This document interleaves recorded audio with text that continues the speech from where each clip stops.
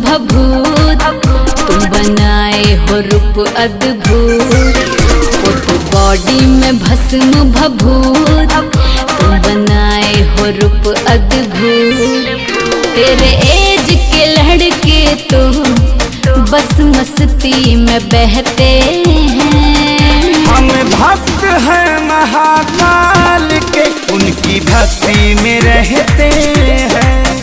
हम भक्त हैं महाकाल के, उनकी भक्ति में रहते हैं।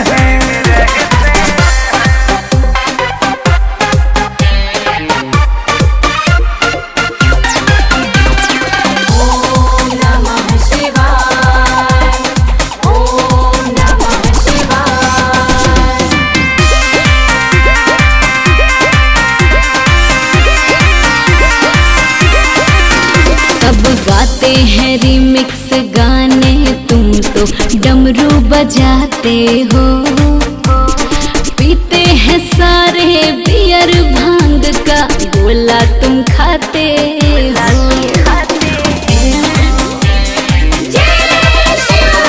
मेरे लिए पहले भोले दानी, बाकी सब बात में। अलग ही मजा है शिव शंभू के प्रसाद में। तुम होड़ भंगी बात ये बस्ती में कहते हैं। हम भक्त हैं महाकाल के, उनकी भक्ति में रहते हैं।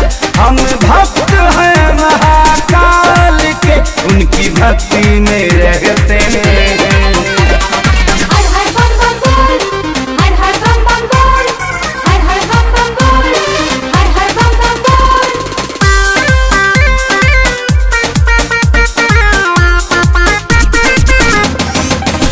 जरा हमें भी बताओ खेसारी, ऐसा उनमें क्या खास है? हर छोड़ के सारे सुख सुविधा वो बसे कैलाश है। भोले बाबा के भक्तों का अपना अंदाज है। हरदम गुणगान उनका करते यादवराज है। हम सभी के लिए ही सोनू, हाँ बड़ी हस्ती ये बैठे हैं। हम भक्त हैं महाकाल के, उनकी भक्ति में रहते हैं।